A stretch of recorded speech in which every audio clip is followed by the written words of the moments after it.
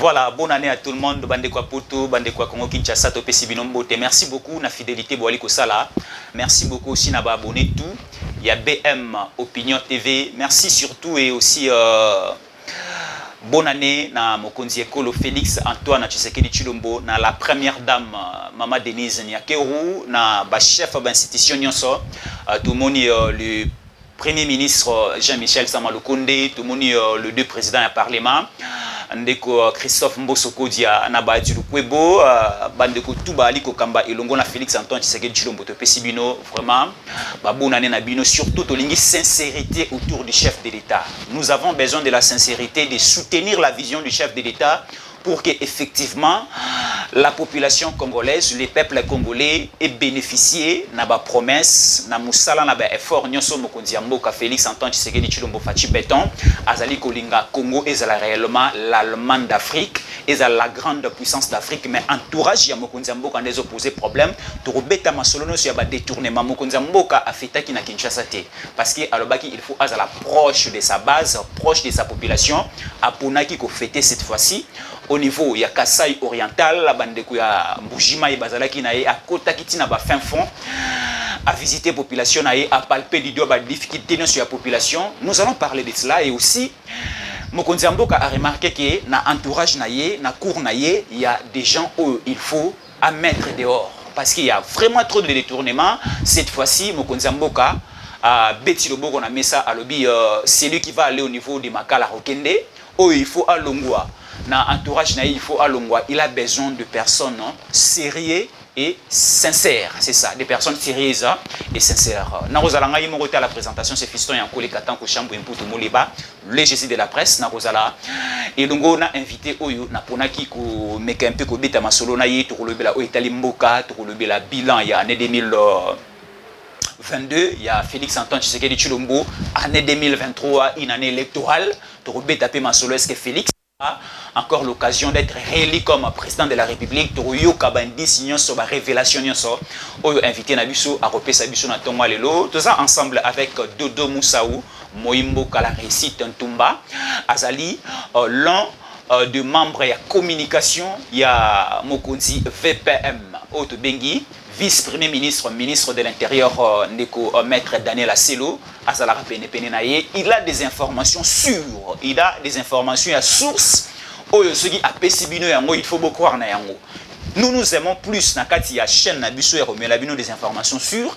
Il y a une personne très sûre oazala pembeli. Il y a mokonzi VPM Daniel Asselo apesa biso ba information ozo na kati ya boîte des informations ya couloir ne to bengaka. Moimboka Dodo Moussaou la récite to bato pesi mbote. Oui mbote moimboka fiston ya Nkole esengweza mingi ponanga ko ebake okanisi ke na ya pelelo nazala moko ya ba invité na yo pour que tu bana kolobelela ndenge lobi wana. Mais matali bongo mboka mingi na ngambo pe ya politique ba kolekaka surtout ezo sala ka pe passe to koyo kaka et pe to ju ba information wana makambo etali bon ba détournement et ko sala ka vraiment passi et sengweza mingi vraiment ko yeba etelelo naza moko ya ba oyo oyambi pour que te bana ko fungola vraiment masolo yango pe na o etali bongo mokonzi intérieur le vice-premier ministre ministre de l'intérieur maître Daniel Asselo Kito Wakoy donc naza vraiment bien disposé pour que te bana ko fungola masolo yango. Voilà, très bien ndeko Dodo Moussaou oza pene ya mokonzi Daniel Asselo le ministre de l'Intérieur et sécurité. Est-ce que lelo ndeko Dodo Moussaou sécurité ezana ekolo Congo? Na 4 coins, na 26 provinces sur le Congo, toyi kolobake peuple congolais et se vivre na paisibilité. Est-ce que sécurité dans quoi monte? Sécurité dans le côté est, na ouest, na nord, na sud, na centre. Est-ce qu'il y a de la sécurité lelo na katambo to koloba? Oui, na kolobake en général, il y a la sécurité. Pourquoi? Parce que déjà tu koleka na ba festivité à fin de l'année. Il n'y a rien qui a inquiété, n'est-ce pas, la population congolaise. On a qui tout bien que na participa qui remonter na zalaki na balcon en total les gens sillonnaient 24 heures sur 24 ti 1 heure 2 heures ba msusu balali ba komi ko memaye wana si à langwe ti c'est là à prouver à suffisance qu'il y a quand même la sécurité soutien en particulier na Kinshasa et aussi tous doit avoir information de partout bien que tu es bien à est bitumbe zali pour les salema na kwa mutu il y avait le désordre mais na moment tous ba déjà qui me kota qui parce que pour mona qui yemoko mokonzi ya sécurité azali bongo la tête ya sécurité ya territoriale maître Daniel Asiolo Kito Wakoy oyo elongo na ba ministre mususu pe ba ebaki na kosala descente nanga moko pe nazalaki na kati wana kino na kwa mutu babanga kite bien ki bande ko kata batu bitu bango tant que n'est-ce pas ba ebako kamba kamboka neye moko pe na mutu ya sécurité ebaki na kokita kuna koyeba ba nani baza vraiment n'est-ce pas ba auteur ya ba désordre wana ba massacre wana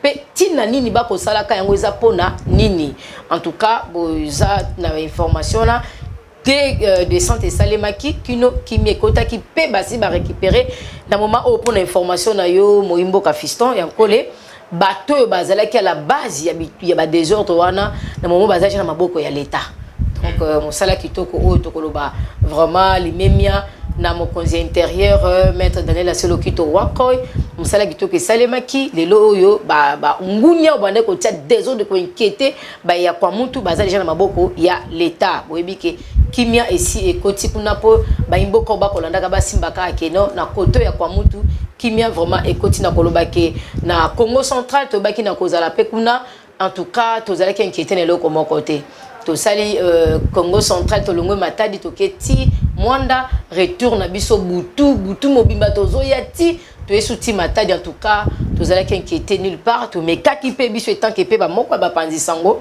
to ngara koyeba te nini ndenge nini mouvement ezali awa du côté à sécurité du côté social du côté infrastructure du côté santé en tout cas Baimboka ya Congo central bayanola kibiso positivement qu'en tout cas tout se passe bien kimia ezali na ngambo wana moimboka fiston yankole. Très bien Ndeko Dodo Moussaou, année 2023, année électorale. Tout le monde est déjà processus il y a électoral les alliés déjà lancé, enrôlement ici bandi na grand Bandundu, na grand Équateur, mais également dans Kinshasa, quelques provinces ici, lancement et bandit. Est-ce que le lot commis dans l'année électorale, année à Sika, faisons d'abord un petit bilan. Il y a l'année 2022, il y a des Félix Antoine Tshisekedi Tshilombo parce que tout le monde bande que belé basali annonce na bango bakozala ba candidat président de la République. Dernièrement à Dokin de ko Batonier Mouyambo, yépé à l'obia kozala candidat président de la République, Martin Fayulu, ndeko Adolphe Muzito, ndeko Moïse Katumbi Chapwe, ndeko Matata Ponyo, ndeko aussi Franck Diongo, baza et belé au déjà basali annonce na bango qui bakozala ba candidat président de la République face au président actuel Félix Antoine Tshisekedi Tshilombo. Ce qui te le dit, ça la moi mon bilan il y a année 2022 vous Dodo Moussaou Banini par rapport à bilan Félix dans l'année 2022 les parties positives et les parties négatives.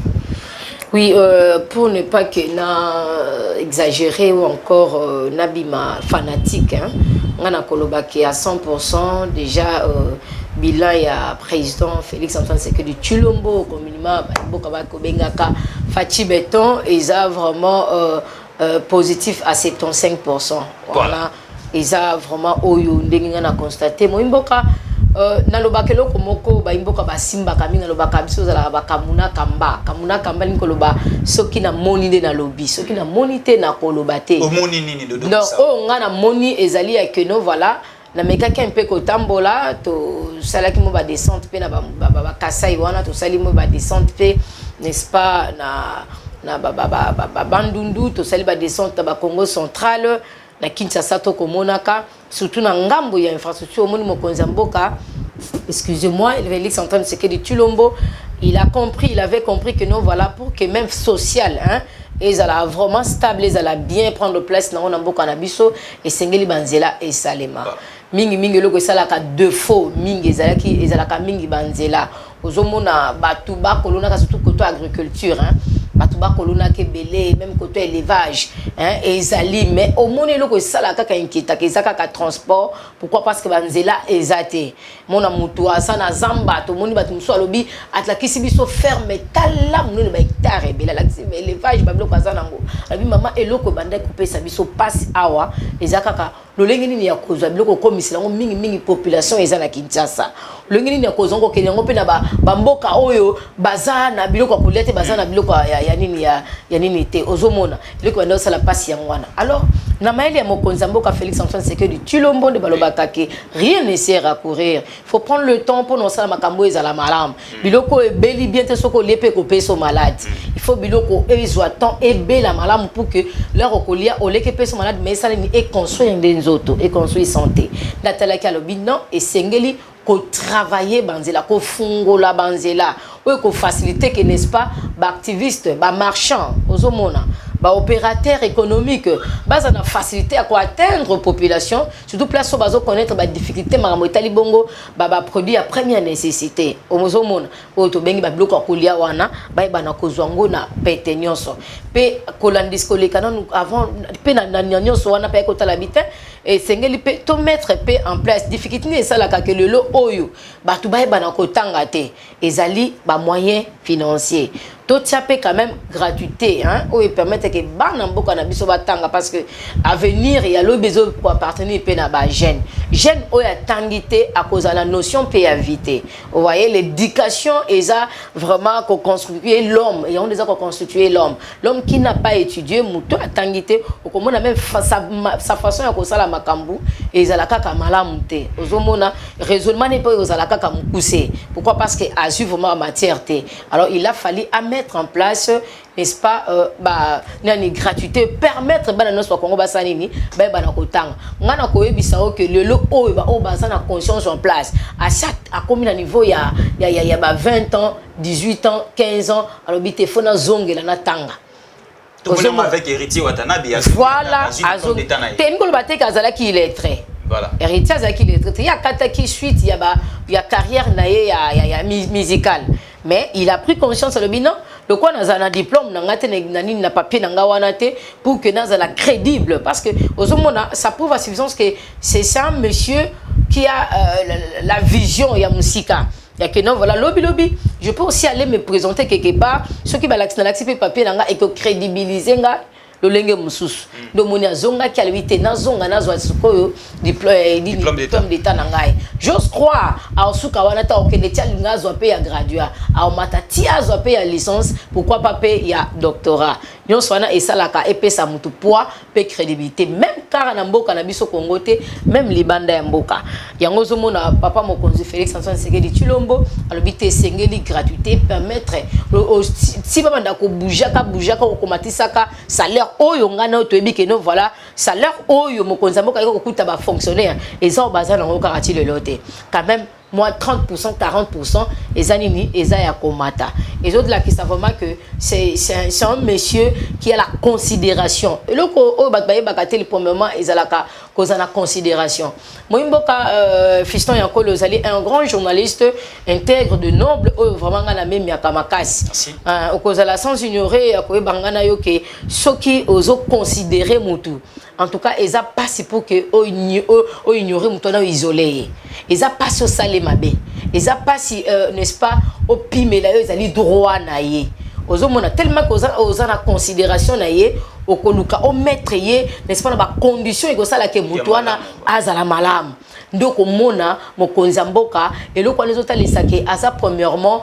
na considération ba imboka Félix Antoine Tshisekedi Tshilombo aza na considération ba imboka yango zomona aza ko bunda aza ko se pulmoner pour na ko mettre vraiment n'est-ce pas ba imboka na ba condition ya malamu na makambo etali koto santé makambo etali infrastructure makambo etali social pe azo kene nango pe na éducation nyonso lesake ngana koloba pour ngai en tout cas bilan ya mokonzi mboka Félix Antoine Tshisekedi Tshilombo à 100% ezali 75% c'est que ici et l'équipe moitié donc c'est déjà positif ndeko dodo musa olobi bilan ya mokonzi mboka pour na année 2022 ezali à 75% mais tout le monde pourcentage 25 etikali likolo je sais qu'il y a la négativité. Si nous parlons de la négativité, na yokio a kosala analyse na yoko pesa mokonzi mboka 75%, mais au toucher plus secteur ya justice. Tout le monde a dossier est belé en 2022. Tout le monde le conseiller stratégique à Mokonzambo quand Covid Chimanga, bakanga qui est aussitôt arrêté, aussitôt libéré. Après ça, bah condamné, bah acquitté, ainsi de suite. Et aussi tout le monde a ba tribune est belé à Mokonzambo azo regretté Makasi na musala et justice. Or le magistrat suprême, c'est lui d'abord le chef de l'État. Et aussi, balobi na entourage ya Mokonzi Mboka bino bato union sacrée permettre ngana binga bino bongo bino bato union sacrée na entourage ya Mokonzi Mboka trop de détournements, trop de bêtises, trop de choses négatives. Lelo oyo to kozwa 25% ya négativité to côté dans le secteur justice, dans le secteur détournement ainsi de suite. Voilà Mboka fiston yankole esengeli Mboka baete Mokonzi Mboka otozana et Félix Antoine Tshisekedi Tshilombo n'est pas un dictateur au départ. N'est pas un dictateur beaucoup simba que tango soit qui bokonzi o tango peuple a salé qui confiance à élurier étant que chef de l'État à Congo a salé confiance wana loba qui était tango zo prêter serment à lobi était Yepé Azali n'est-ce pas le tout premier fonctionnaire sur la tête, n'est-ce pas, Yamboka, hein, Mboka. En tout cas, Azapé, qu'on se soumettre à Seyamibe Yamboka. Bien sûr. Il n'est pas un dictateur. Oh lolo, Koyaka Kazu Marta, mais il parle à l'Igika Zalaboye, non. Quand ce Mboka va comprendre que tel Mokonzi Mboka est lobby, oh Azole la Yendinga Azam Mokonzi Mboka, il fallait qu'il n'y ait pas à la décision. Ma procédure ma comme non ezalaka mais du moins ayaka ko tali sabino ke botala mabe ya muto lelo ba iboka ba osimba na ngai tozalaki na se embargo tozalaki na se embargo tozwango depuis musée Kabila j'ose croire hein ceux qui n'a la mémoire malam oyo bande ko permettre bisoter ba ya Congo démocratique to somba ba arme. Mais tous allez qui agressé depuis là-bas Rwandais. Bah occidentaux bah qui tous agressé. Mais bah paix ça qui bi sont zélés à cause de armes été. Régime passé il est qui? Régime Koya ya Félix Antoine Tshisekedi Tshilombo. Net le bakake c'est un monsieur qui prend le temps d'étudier. Aux hommes que première préoccupation c'est le Congo. Je ne pense même pas qu'elle a la Kavama Pongi qu'elle a lu profondément. Il a le temps seulement pour étudier les camboyo pour une solution. Il faut ça la nini. Vous voyez? A bengi pe expert ben de connaître bon idée non bon travail dans les cam au dossier pour trouver la solution et c'est nganini. Que le canon problématique et puis que t'as la sucre non voilà net sandwich te font les sandwich bon dit que traiter comment comme ça sandwich bon le cas sonner de bossa ni bo kanga sandwich wana. Zomona so baba sala feedback ya nini donc Mokonzi Mboka Félix Antoine Tshisekedi Tshilombo aza muto a se donnera beaucoup plus la feedback parce que muto alinga feedback te azaka tokoloba au départ aza déjà un dictateur ozomona donc yé o kaka ezoyela na osala ngo kaka il n'a pas le temps de sala feedback. Selon vous Mokonzi Mboka as la dictature qui face aux détourneurs le la bandeko baza pene ba ali ko détourner a cédé bango à la justice nazoko mawana nazoko mawana ozomona alors Félix surtout na makam o etali bongo justice okondi okomona que lelo oyo babalaye batunyos parce que batala ki banete ba o basko kendaka na ba mafia wana comment bakokanga mutu wana peine na ye nanu asilisi yango te pour abimi kamera abimi vidéo chimanga abimi abimi bakonga abimi bango so bali ko bima nde esengela ki kosala nini kosala nettoyage j'ose croire ba oyo baza ba nouveau magistrat o bazo zasko ebonga wana basi ba tirer bango matoyi ke bozwe po sala msala bino lenge we sala ni elongo bani botel eloko ko isi bande comme sona ba kei yango oyo donc bino ti boye awa eza po sala msala lenge elongo bani donc tombe la justice parce que la justice élève une nation. Ce que la justice la biso est stable, est noble, est intégrité et quoi sa nation na biso. Vous voyez? Alors le lo oyo to ebito boité aza Mokonzi Mboka de fois ba yakana makamko ko isa na motuna mapeka Mokonzi Mboka. Mokonzi Mboka eloko zo sala de fois eza batu oyo baza oyo zo sala confiance baza ndinga na ye, n'est-ce pas? Jusque là à 100% na koloba, il n'y a que 30 ou 40% on va intégrer vraiment vision na ye. O ba koti ba incarner incarner la personne de Félix Antoine Tshisekedi Tshilombo. Mais ebele ki lelo bazanon ki diba. Bazo comprendre te nani oyo nzamba pesi biso lokola président de la République na mboka na biso Congo. Ozomona fiston. Donc le Kambwana ozomona soki ezaye ke mokonzi mboka azotika azobeta justice mboka na biso kara mais omona même ba changement wana ba nettoyage wana na niveau ya justice ko pe ko salema te. So zo salema c'est que peuple congolais comprendre que nous voilà mokonzi mboka za na besoin que justice na biso n'est-ce pas et ça vraiment intègre et ça la musana en ligne oyo et longo bani ndelo baki côté social au monaki bambongo ekendaki pona makambo etali agriculture baloba tombola bukangalonzo mbongo wana ekendaki wapi nde makamto ko déploraka ya ba miyibi o bazo kobaka kozalaka na kati ya nzinga mokonzi mboka des millions et des millions na mbujima ina kasoro ya to kometela ngo maboko te conseiller mokonzi mboka ba détourner des millions et des millions na niveau ya Kasai to loba te yango to lobi makambo eza na maboko ya Gilles Alingeti oyo déjà ba pesa pouvoir wana ya ko inquiéter akolandela biloko wana bakoyeba nani oyo aza vraiment à la base oyo aza a détourner bambongo wana ba osani ni bakote maboko juste osani akoyamba pe ba yeba ke juste tour oyo ezate ba mesana ko manipuler hein ya tour oyo ezate ke ono voilà bazui akoti ba bimission ya tour oyo ko pesa mbongo nyonso o yiba ke opesi yango zongisi yango pe o subir peine na yokuna kino soki bakokatela 10 ans ti 10 ans ekokando bimi donc ba oya tour moimboka bakotela misu vraiment pilipili ekota bango na monoko félicitations na mokonzi ekolo Félix Antoine Tshisekedi Tshilombo azalaka toujours proche de sa base tomoni afitaki na Kasai oriental na Mbujimayi et après la fête asalaki plus ou moins à 45 km à côté na ba fin fond à côté na ndenge balona ki masangu ndenge ba récolter masangu plus ou moins à 85 000 tonnes de maïs oyo ba récolté ba tie déjà na ba sac do ba ndeko ya mujima lelo ba olela susu bugla ba nsekate donc parce que le Congolais a na posa à vivre la politique à malonga à vivre na social à malonga lotiniki ya malonga ma ya malonga sécurité pesa na mboka voilà les combats oyo ndeko Félix Antoine Tshisekedi Tshilombo azolele la pongité ndenge ndeko Dodo Musa osiko ba awa bandeko ya Kasai tout pesi bino mbote et aussi ndeko Dodo Musa ndenge tolobaki awa osali bilan na yo to côté sikoyo na année 2023 yango toza na 4e jour année électorale enrôlement to moni ba kinois bazo se précipiter na ba centre d'enrôlement pour na recevoir carte na bango kuna pe na côté ya mbanda kala basi mokonzi mboka zo ki carte na yeba to pe belé pe a bobo bazo ki pe recevoir ba carte d'électeur na bango bande ko belé basali ba annonce na bango. Est-ce qu'au niveau de l'IDPS, l'appareil qui a donné aujourd'hui à la République le chef de l'État, Félix Antoine Tshisekedi Tshilombo à la tête du pays, est-ce que l'IDPS a encore ces pouvoirs-là parce que aux amouteux à la peine à Kabouya, aux parmi ba ope ba chichotaka à l'oreille de Kabouya, est-ce que l'IDPS a encore cette capacité de vaincre? Il y a repoussé Mokonzi Mboka à récupérer encore Mwende na Yoana le 24 janvier 2024 parce que nouveau mandat le 24 janvier 2024 parce que départ à Kabound bandeko belé balelaki départ à bandeko belé balelaki est-ce que l'IDPS ya lelo ya Kabouya ils ont un pouvoir capacité et puissance wana ya kokumbela masolo en 2023?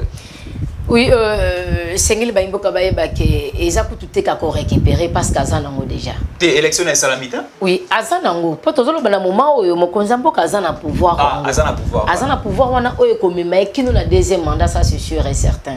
Parce que ce qui est total a vraiment n'dengembo que zotambola ka le loyo n'denge pour na koloba to comparer kakate. Mais le lot na 5 ans il y a Félix Antoine Tshisekedi Tshilombo na ba 18 ans au Salemaka ba imboka ba comprendre que non voilà c'est un monsieur, c'est un homme qui a besoin que Mbokane se développer. Vous voyez binomo ko ozomona ba misala o ezo Salemaka na ba o ezo en cours ozomona o c'est Salemi o ezo en cours ezo Salemaka bozomona ezo talisa que non voilà mokonzi mboka aza vraiment na volonté wana n'espère ko sala mais pona ko zong ça ko rappeler ko éclaircir nga nazali on a chichotaka CG Augustin Kabouya na matoité nazali communicatrice bien sûr nazali oyo ba moko ba communicatrice ba journaliste oyo na accompagnant certes lutte il y a UDPS et à l'époque à son vivant, paix à son âme, de mémoire, Etienne Tshisekedi wa Mulumba, le tout premier docteur de la République démocratique du Congo, n'a même mis vraiment mémoire naïe. J'étais encore vraiment toute jeune, on apprenait conscience. Il y a lutte Etienne Tshisekedi wa Mulumba. Pourquoi? Parce que déjà, dans la famille biologique, il y avait grand-père, oncle, maman, nangai, il parlait trop de l'UDPS et de Etienne Tshisekedi wa Mulumba. Poussé par la curiosité, avec ces messieurs des Andeboy. Bon, comme les Snabanda qui déjà latin philo, j'avais déjà des ambitions de devenir un jour journaliste, tout ça, faire aussi la communication. Alors j'ai dit, ok, ça va, mais d'une manière ou d'une autre, on a accompagner les Tuanes. Sinon, il y a ça, là, vraiment, à ta polytechnique, tout ça, n'a comme à ta politicien, et puis on a intégré l'UDPS officiellement comme, n'est-ce pas, membre à l'UDPS, comme AP4. Mais c'est là que nous voilà le qu'on a signé pour qui rend là il y a la communication raison à 4e Moussalawana depuis 2010 que j'avais commencé maintenant à accompagner l'UDPS mon l'air ba ça ba massacre na bango na bande ko bangelo côté na kozwa caméra na koti mibali ba obanga ba otikala on a kozwa l'air ba bombe 2011 wana na peya na zo ba massacre belé donc ozoyebi kutupe histoire ango ozomona na zo ba ku ebele na perda ba caméra ya sika na ko na ba caniveau ba mai ya salité na zoka na mela ba gaz ne na yeba ka non tozala ba gaz lacrymogène ya rouge tozala nango ya pembe ya grise ya mauve ya noir ya pembe na yeba kango nyonso. Pourquoi? Parce que na mela kango nyonso donc nzambe kanda zala kananga abatela sino na ko pe kufa parce que na viva yango ya lolenge na lolenge avec ba kanyama à l'époque général kanyama c'était pas du tout facile. Pourquoi? Parce que l'IDP s'est mis dans là pour revendiquer, surtout bon revendiquer kaka état de droit, la démocratie.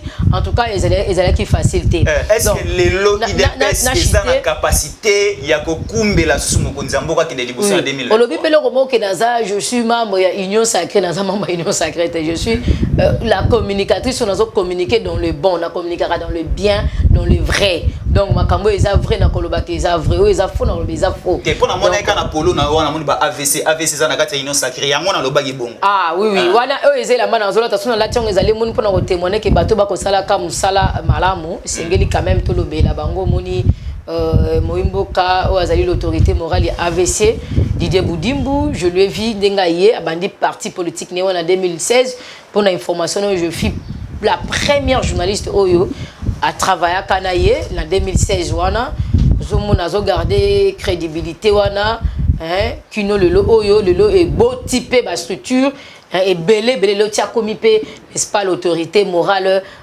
n'est-ce pas maître Didier Boudimbu hein donc tout boanga donc limemia oyangwana parce que musala sala malelo ezo sala malamu pe to mon lelo oyo azali pe moko n'est-ce pas ministre ozo tambisa bongo l'hydrocarbure na mboka na biso ezo kende malamu monaki moi des zones nungu moko ebimaki wana mais il s'est battu, il a fait en sorte que stabilité kota la koto ya carburant en tout cas limemia na oyangwana son excellence Didier Boudimbu oyo Aza autorité morale ya AVC ba tenaki nini discours amnene activité amnene na Vélodrome wana nazo mona pe madame Lydie Tumba Kalonji et longona structure na FBI amoni tango bomona ba maman une jeune dame na ko benkutu une demoiselle parce qu'azana nous vraiment jeune trop jeune Lydie Tumba Kalonji prendre conscience ya koya na sima ya Didier Boudimbu parce que Didier Boudimbu azana kati ya vision mokonzi mboka Félix Antoine Tshisekedi Chilombo ozomona Lydie Tumba lobi Kalonji habitant il faut na intégrer n'est-ce pas AVC alors et loko ya mukete parce que elle a compris que non voilà Nassima Boudimbu il y a quelque chose de spécial vraiment les a reconstruire vraiment mboka na biso Congo bon c'est na katia vision ya mokonzi mboka en tout cas ba meilleur VP déjà protocole déjà 2023 na madame Lydie Tumba Kalonji pe na bossa MPT na pasteur Alain Pechi ba meilleur V na yo ya bonana pe yangwana ye personne structure nene oyo azokende kutu kala mingi te na loja s'occuper aux invitations accompagner biso pour kende ko s'enrôler kuna fiston ya kole toko ekozala pe malamu soko ko ndima ko accompagner biso toko ko tika Alain Pechi hein akende bongo ko s'enrôler na base nezo zele vraiment kuna na loja donc to lobi toko ya elongo pe na vepem Daniel Aselokito wa koi a meilleur vœu yango wana mokonzi donc azala kazo lo baloko azo lo bata ça lo kazo salate donc mona baton bazaka ka ba s'incarna ba li balata Félix ba mela Félix kat na bango o mona bango lokola bazo salate mais bazo sala mona ka pas résultat positif. Donc, ce sont des gens vraiment à féliciter. IDPS va toujours battre parce que IDPS est sa machine, et sa partie où est convaincant le cause à la IDT. Tant que journaliste, IDPS il y a papa Etienne D. IDPS il y a Kabundu T. O et Malo Félix. Mais c'est la même IDPS. IDPS il y a Kabuya Sikoyo. Non, et ça IDPS à Kabuya. IDPS à Kabuya. Na IDPS il y a. Il y a Ndeko, il y a une assemblée provinciale. Maître Peter Kazadi, IDPS n'a pas monnaie de Zolopé. Au fait, il y a IDPS, cadre IDPS, certes, CG Augustin Kabouya, Azali, n'est-ce pas, secrétaire général à IDPS. Azapé, mon quoi, il y a l'ITA, Bundape, pour la IDPS, Elongo, na Etienne Seke, na Simaka, Etienne Seke, de Moulumba, Nengi Morope, Batubalo Barake. Non, Félix Seke, da Bunda, Babani, depuis l'âge de 14 ans. Félix Tshisekedi c'est un combattant, il y a des gens qui ont bundi na kisa bundi ba bunda ba sala face na ba garde civile. Ba garde civile ba BCRS sur Mobutu, ce n'était pas facile. Ozoma depuis l'âge de 14 ans à Kabundi sur la poto. Donc c'est vraiment un combattant qui aujourd'hui mérite vraiment d'être le président de la République. Le Oyo c'est la président ba kobenga président à la démocratie parce que abani ko bundi la démocratie depuis le bas âge. Alors, très bien, c'est une machine à craindre d'ailleurs. Alors, mettons maintenant Félix Antoine Tshisekedi Tshilombo, Toché Lisusu Moïse Katumbi, Toché Martin Fayulu, Toché Jean-Marc Kaboundou. On entend le candidat président. On entend le candidat. Quand on a combo, c'est comme nous avons face à Félix. Mon face à Félix. Toché Félix Antoine Tshisekedi Tshilombo, Moïse Katumbi, Martin Fayulu, Adolphe Mouzito, Jean-Marc Kaboundou. Ndeko Mouya Mopé Lobi na Lubumbashi a été annoncé comme la candidat président de la République. Dans une de Franck Diongo, Azali. Mouyamba est en prison à Odaïko Manzila Morona ba Franck Diongo. Car na régime à Félix A. Si on de Kododo Moussa bande kono son atangeliyo. Na bande ko Denis Mukwege. Docteur. Hein? Na niveau ya Nord Kivu, Sud Kivu. Est-ce que bande ko na tangeliyo ana face à Félix, c'est un danger? Ou quoi? Mettons, comment face à Félix. Mettons d'abord Moïse Katumbi. Parce que à Kangi est mobimba Kangi grand. Il y a des Soriano Soriano. Ah, Soriano. Déjà Soriano on a habité dans Congo, Soriano so gezalaka. Mais ndeko Moïse Katumbi sengela yeba que tolingi so babiloko wana te il y a une nationalité douteuse au Kambabiso na mboka. Yango moni Congo to connaît qui va pas se belé instabilité marambo belé pourquoi parce que nous avons connu le président de la République Batmo nationalité douteuse. Déjà il écoute ça déjà kokoya parce que tu comprends ni papa no azasugi zambien, maman na azasugi nani nazo papa italien ba quelque part peu juif. Aza italien juif. Maman na aza zambienne Yemoko, je sais pas ce qui est Dogobengaye, Aza Zambien, Aza Juif, Aza Italien, je sais pas moi, Aza même pas na sang congolais, na Katinae. D'accord? Donc, à Koko Masko, président de la République par rapport à quoi? Il y a mon amoni, loi, il y a Noël Chaniwana, et c'est le membre de Combo, sonant de Ko, Bati, le Kwe, Bobote, le Mbulangomba, Moko Boko, Tongo, adoptango. Pour te lingi sous désordre dans beaucoup na Congo te batnet ba Moïse Katumbi batmo ko baka ba pilipili vraiment ko baka mundo ko telise misu pour que akonde ko sala entrepreneur ba msala na entrepreneuriat et yango de bongi nango Fayulu 100% congolais mais et puis tout ko bima wa keno voilà zala rapé na moi makila ba camerounais bon ça je ne confirme rien ndenge ba rumeur kaka ndenge zo circuler na ebité tikana ça va imbokelo moko boye peut-être ba ignoraka Fayulu c'est mon vieux.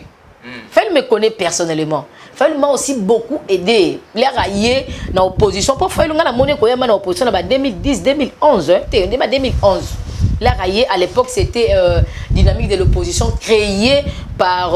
et c'était ensemble, Lisanga Bonganga. Vital Kamere. Non, Vital Kamere, tout le monde a été. Papa, tout ça, dans l'histoire. On a une histoire, il y a beaucoup quelque part. On a une histoire, comme le pouvoir.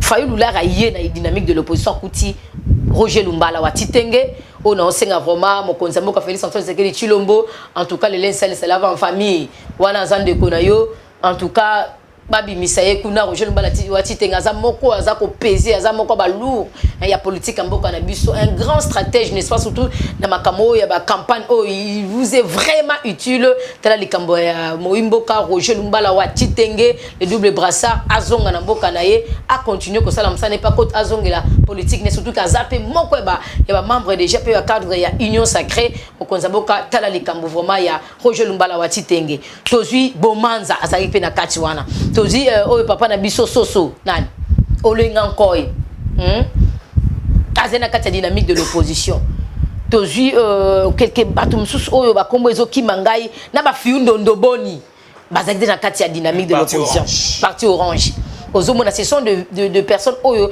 basi ba composa ka dynamique de l'opposition wana de Martin Fayulu aye kokuta bango era na kuta bazo sana no ba réunion on coulisse wapina RLTV tozana gombe na tombale bay na bureau ya Roger Lumbala na premier niveau wana est-ce que on a tenu ba réunion est-ce que to muli de ko Fayulu suko aye akum ko kota na dynamique de l'opposition tina ndenge baye ko zo ba ko sala ba réunion wap na enseignement na siège ya Olengankoy jeu l'histoire jeu l'histoire wana bon ko banda vraiment ba action ya Martin Fayulu banda ko se manifester sur le terrain.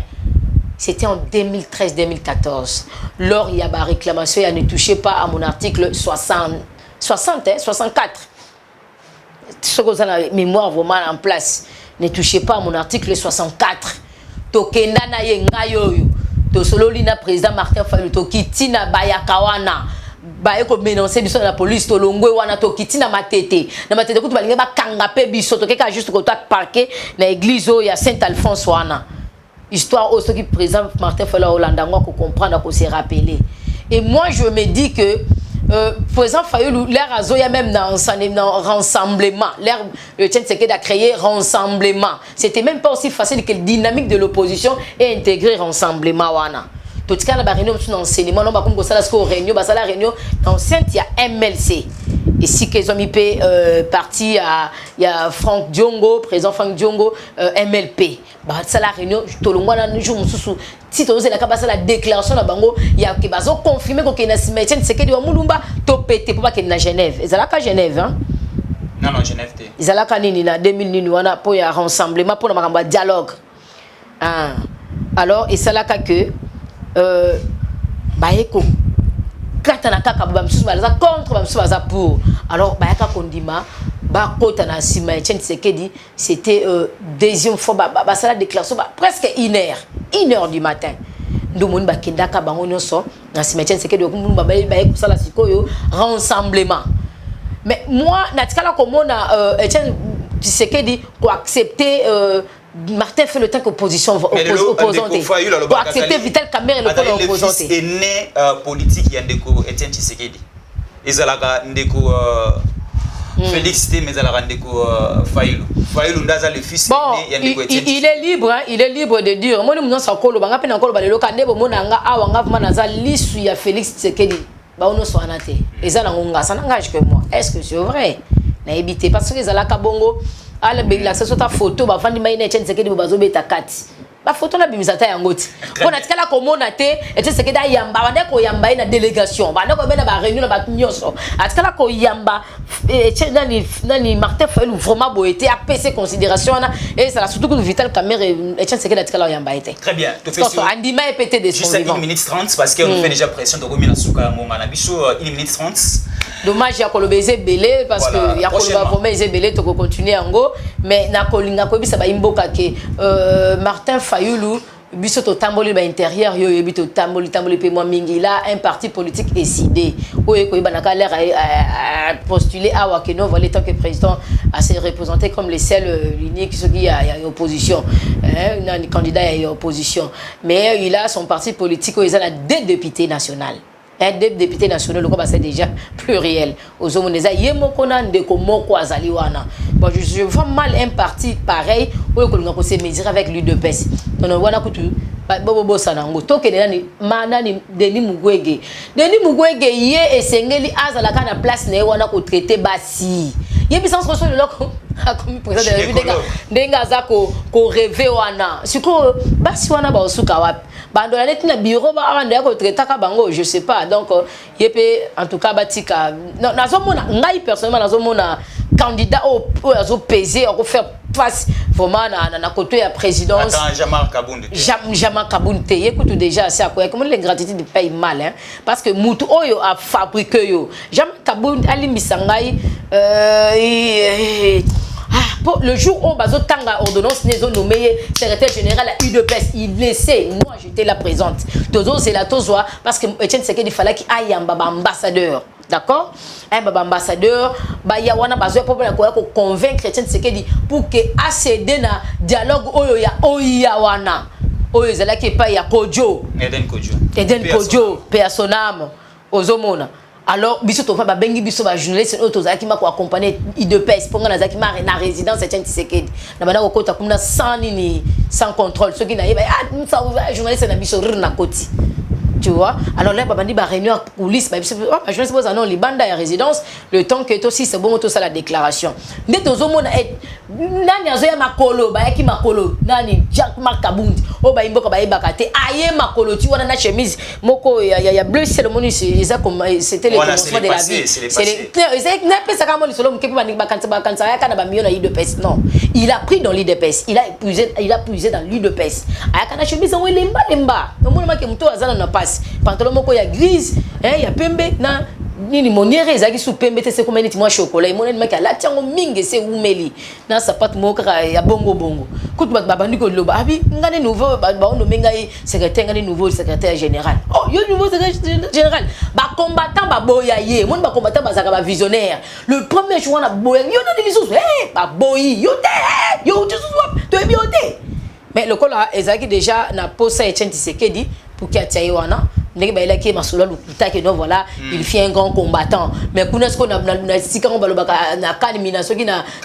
kalemi kuna ba yebi selide azala kité ni fédération azala ki eyeba na kate donc il sort dans les néants comme ça va manipuler Etienne Tshisekedi ba kosaka Etienne Tshisekedi ndo moni ba nomaka biye bongo que non secrétaire général à UDPS mais en 2017 ba ba que l'air Etienne Tshisekedi a koufi Jean-Marc Kabound d'abord au sa congrès pour ba nommer un nouveau président ou à représenter UDPS là-bas dans ma élection au niveau législative mais nani pourquoi azalaki bon azalaki mécanisme ba que yenda ya ko se représenter parce que ba non non biso ça na confiance à moto vraiment té ozomoni ça la carte bitumba ti ba coup de main wana il sengi que nous voilà aller à céder na konani na conclave tiba que na ndenge no congrès pour que Félix a comme président un parti pour représenter parti. Merci beaucoup. Nous allons continuer. Mais c'est Félix, c'est Félix qui lui a fait Moutouana déjà il est jeta cahier. Félix n'aime ta joie cahier avant d'ici. Yango moni a combattre Félix ta mukete, il peut pas faire face à Félix. Merci beaucoup. Là c'était il y a pas match.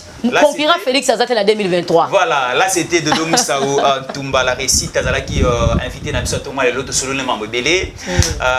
Citation électorale pour la 2023 Oyo mais également bilan Félix Antoine Tshisekedi Tshilombo il y a 2022 Tobeti Masolo Belé. Merci beaucoup surtout pour la confiance et surtout pour la fidélité pour la émission du début jusqu'à la fin. Nous vous demandons plus de s'abonner encore très massivement na Edem TV officiel et mais également na BM Opinion TV bolandaka toujours des nouvelles à l'appui au la Rabino. Merci beaucoup surtout na bandeko au balande biso na niveau il y a Congo central na mataille de Pesibino Mbote. Restez-nous toujours fidèles.